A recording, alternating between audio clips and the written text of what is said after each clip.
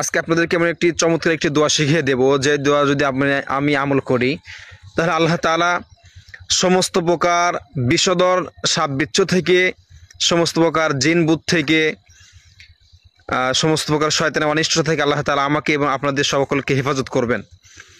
দোয়াটি হলো, আপনি পেয়ে যাবেন সহিহ মুসলিমের 2708 নম্বর হাদিসের মধ্যে পেয়ে যাবেন। আল্লাহ রাসূলের শেখানো চমৎকার একটি দোয়া। দোয়াটি হলো, আউযু বিকালিমাতিল্লাহিত তাম্মাতি মিন শাররি মা খালাক, আউযু বিকালিমাতিল্লাহিত তাম্মাতি মিন শাররি মা খালাক।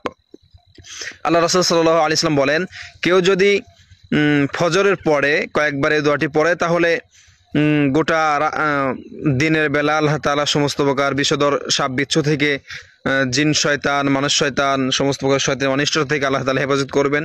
আর যদি মাগরিবের নামাজের পর কয়েকবার আমল করে তাহলে পুরো রাত্রবেলা আল্লাহ তাআলা তাকে সমস্ত প্রকার বিপদ আপদ থেকে, সমস্ত প্রকার বিষধর সাপ বিচ্ছু থেকে, জিন থেকে, জিনের অনিষ্টতা থেকে, জিন শয়তানের অনিষ্টতা থেকে আল্লাহ তাআলা হেফাজত করবেন।